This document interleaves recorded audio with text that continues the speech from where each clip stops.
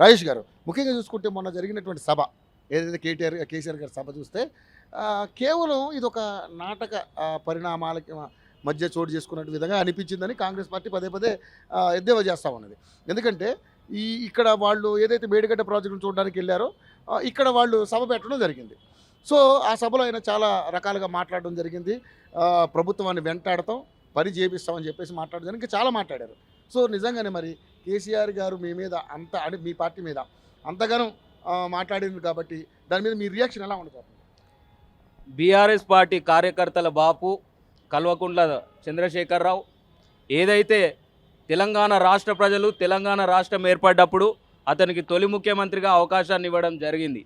ఏదైతే తెలంగాణ రాష్ట్రం ఏర్పడ్డ వెంటనే మొట్టమొదటి తెలంగాణ రాష్ట్రానికి దళిత ముఖ్యమంత్రిని చేస్తా అని చెప్పి అప్పుడు ఆనాడు ప్రజలని మోసపూరిత వాగ్దానం చేసి రాష్ట్రంలో ఉన్న దళితులందరినీ మోసం చేసి అధికారంలోకి వచ్చిండు. సరే అయినా కానీ ఏదైతే 9.5 సంవత్సరాలు కేసీఆర్ గారి పాలనను రాష్ట్ర ప్రజలు భరించిర్రు. ఈ 9.5 సంవత్సరాల్లో రాష్ట్ర ప్రజల బాగుకి ఏమైనా చేసిండా, లేకపోతే ఆయన కుటుంబానికి ఏమైనా బాగు చేసుకున్నాడా అని అంటే రాష్ట్ర ప్రజలందరూ కూడా ఆయన ఒక కుటుంబ పాలన పట్ల విసిగిపోయిన తెలంగాణ రాష్ట్ర ప్రజలు మొన్న జరిగిన అసెంబ్లీ ఎన్నికల్లో కర్రుగాల్చి కేసీఆర్ భాషలోనే కర్రుగాల్చి వాత పెట్టిండ్రు. కుక్క కాటుకు చెప్పు దెబ్బ అన్నట్టు ఏదైతే రాష్ట్రంలో ప్రతిపక్షాలను లేకుండా చేయాలని చూసిన కల్వకుంట్ల చంద్రశేఖరరావుని బిడ్డ నీకు ప్రతిపక్షం అంటే ఎట్లుంటుందో అని చెప్పేసి ప్రతిపక్ష చైర్ల ఈరోజు కల్వకుంట్ల చంద్రశేఖరరావును కూర్చోబెట్టిర్రు.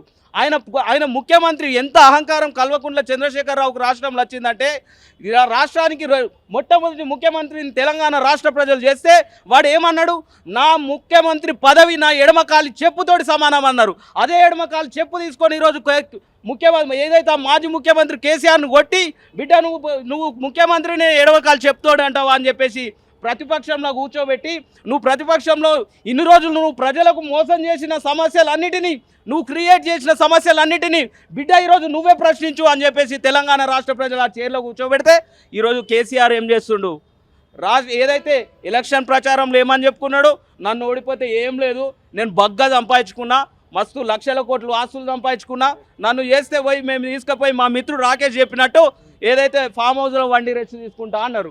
తెలంగాణ ప్రజలు చైతన్యవంతులు కదా, సీదా పోయి ఫామ్ హౌస్లో అంటే పోయి తన్నరా గుద్దరా, ఏం చేసిండు వట్టిగా పోయి ఫామ్ హౌస్లో అంటే కోపం అందరు వచ్చింది అంతరా అని చెప్పేసి ఇప్పుడు పోలీసు కూడా లేదా కాపలా కాయడానికి ఏం చేసిండు, ఒక తొట్టెం కిరిగింది నాకు కాలు ఇరిగింది అని చెప్పేసి ఈరోజు ఏం చేసిండు ఫామ్ హౌస్లో పోయి వన్నాడు. నేను ఈ కల్వకుంట్ల చంద్రశేఖరరావును ఒకటే అడుగుతున్నా, మొన్న నల్గొండ సభలు ఏమంటుండు, మేడిగడ్డ దగ్గర కాళేశ్వరం అంటే మేడిగడ్డ ఒకటేనా, మేడిగడ్డ ఒక్క కాడ ఒక పొక్క రెండు పొక్కలు పడితే కాళేశ్వరం కూలిపోయినట్టే అంటారు. శరీరంలో ఎన్ని ఎముకలు ఉంటాయండి? 206 ఎముకలు ఉంటాయి. ఈయన ఒకటి తుంటెం కిరిగితే మాత్రం ఈయన మాత్రం బగ్గా వరుసుకొని వంటాడు. కాళేశ్వరానికి ఏదైతే మేడిగడ్డ ఒక గుండె లాంటిది అని కేసీఆర్ ఎన్నోసార్లు చెప్పిండుగా, లిఫ్ట్ ఇయర్ రివర్ అని చెప్పేసి డిస్కవరీ ఛానళ్ళలో అడ్వర్టైజ్మెంట్లు ఇచ్చుకున్నాడు కదా. మరి ఎందుకో ఈయన ఒక్క బొక్కి రుగుతాను ఈయన మొత్తం శరీరం అంతా వేసుకొని అన్నాడు, ఎందుకో 500 ఇంకో 205 ఎముకలు వేసుకొని తిరగలేదు కదా. అయితే ఇప్పుడేమో ఈయన శరీరానికో లెక్క రాష్ట్ర ప్రజల సంపద, తెలంగాణ ప్రజల సంపద, రక్తం చెమట ఈరోజు 1,00,000 కోట్ల ప్రాజెక్టు ఏదైతే గంగలు కలిపిన కేసీఆర్కు ఈరోజు మేడిగడ్డ దగ్గర ఒక 2 పొక్కలు పడితే 2 పొరలు వస్తే అది లెక్కన అంటాడు. అరే కల్వకుంట్ల చంద్రశేఖరరావు, మిస్టర్ హరీష్ రావు అగ్గిపెట్ట దొరకనోడా ఈరోజు ఏమని మాట్లాడుతున్నావు? ఈరోజు మా ముఖ్యమంత్రి రేవంత్ రెడ్డి గారు రాజీనామా చేస్తే నువ్వు ముఖ్యమంత్రి అవుతావా? బిడ్డ నీ మనసులో కోరిక నీ యొక్క మామ మొన్నటిదాకుండే వాడున్నప్పుడు నోరు తెరవకుండా ఏదైతే తెలంగాణ రాష్ట్రానికి మొట్టమొదటి భారీ నీటిపారుదల శాఖ మంత్రివి నువ్వు అప్పుడెందుకో నీకు ఎప్పటి నుండో మాకు తెలుసు. మీ యొక్క కేటీఆర్ బావబామ్మర్దులు ఇద్దరు అనుకున్నారని తెలుసు, మీరు ఏదైతే ముఖ్యమంత్రి గురించి కొట్లాడుకున్నారని తెలుసు, మీ మామ నేను పక్క పెట్టిండని తెలుసుడు. అప్పుడు మాత్రం నోరు తెలవరే, ఇప్పుడు మాత్రం నోరు తెరుస్తుందా బిడ్డ? ఇక్కడ ఉన్నది ఎవరు అనుకుంటున్నావు? మీ యొక్క ఈరోజు టీఆర్ఎస్ పార్టీని టచ్ చేసి చూడునంట. టచ్ కాదురా భయ్, అన్నీ చేసినాం, మొత్తం బట్టలు ఇప్పినాం, అన్నీ చేసినాం చెప్తున్నా, కుల్ల అన్నీ చేసినాం కాబట్టి ఇవాళ మా ప్రభుత్వం అధికారంలోకి వచ్చింది. మిమ్మల్ని టచ్ చేయడం కాదు, తెలంగాణ రాష్ట్రంలో కాంగ్రెస్ పార్టీ మిమ్మల్ని పూర్తిగా లేకుండా చేయడమే నెక్స్ట్ ఉన్న సినిమా. నీకు దమ్ము ధైర్యం ఉంటే పోయి మీ మామ దగ్గర కొట్లాడుకో, మామ నన్ను ముఖ్యమంత్రి అభ్యర్థిని ప్రకటించని. ఇక్కడ ఉన్నది ఎవరున్నారు అనుకుంటున్నావు? రేసు గుర్రం. మీ యొక్క బీఆర్ఎస్ పార్టీని తొక్కి మీ బీఆర్ఎస్ పార్టీని ఈరోజు దాటేసి వచ్చేసి ఈరోజు ప్రజాప్రభుత్వాన్ని ఏర్పాటు చేసినాం మేము కాంగ్రెస్ పార్టీ నాయకులం. మాకు ముఖ్యమంత్రి రేవంత్ రెడ్డి గారు ఇప్పుడు ముఖ్యమంత్రి అయితే కుదరదు, నీ జీవితంలో నువ్వు మంత్రి కూడా కావు Harish Rao, this is the last and final, మీద అయిపోయింది మీ పరిపాలన.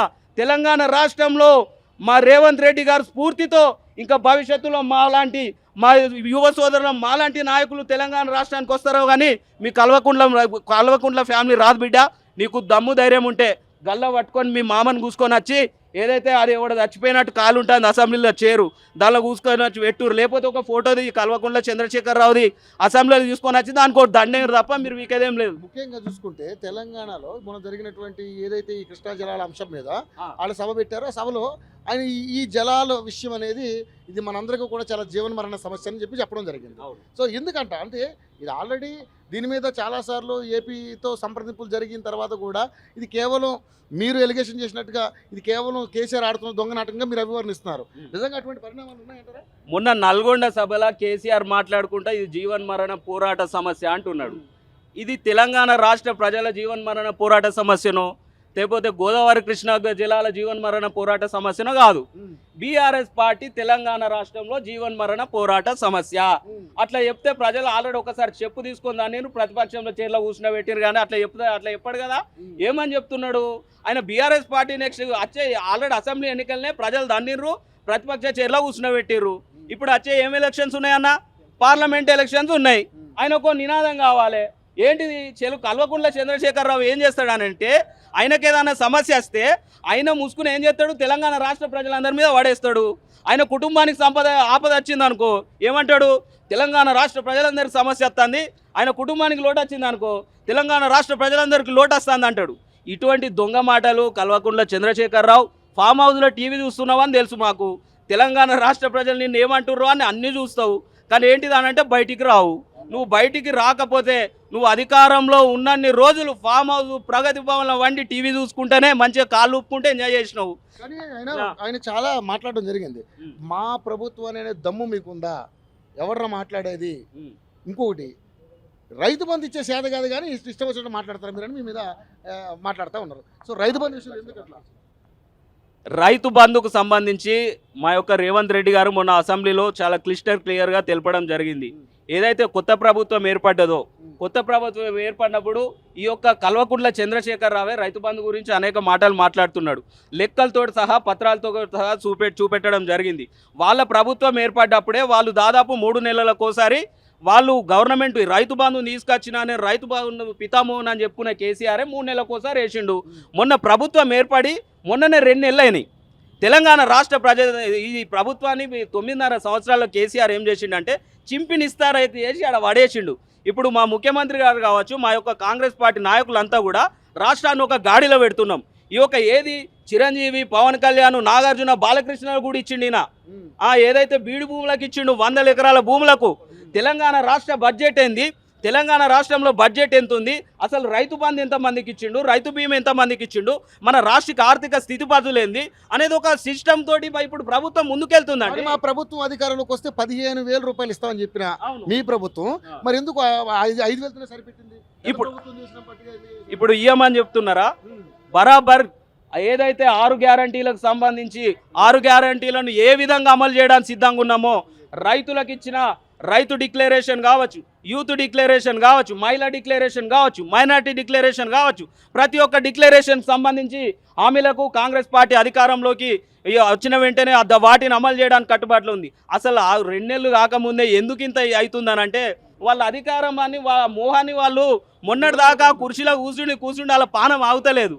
నిన్న చూసినావు కదా, తెలంగాణ రాష్ట్రంలో ఏ ధర్నాలు చేయొద్దు, ఏ నిరసనలు చేయొద్దు అని ధర్నా చౌకే తెరిచిన ఈరోజు హరీష్ రావు, కేటీఆర్, కేసీఆర్లే రోడ్ల మీద కూర్చుండిరు. తెలంగాణ ప్రజలారా మీకు హ్యాట్సప్.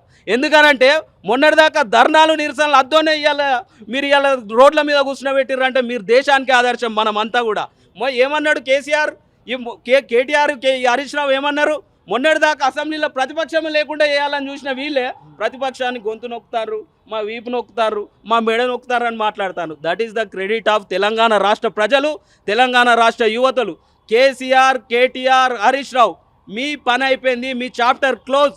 తెలంగాణ రాష్ట్రంలో నెక్స్ట్ ఎవరైనా నాయకులు వస్తారంటే అది నిరుద్యోగ యువకులు వస్తారు, కాంగ్రెస్ పార్టీ సైనికులు వస్తారు తప్ప మీ పని అయిపోయిందిరా భయ్.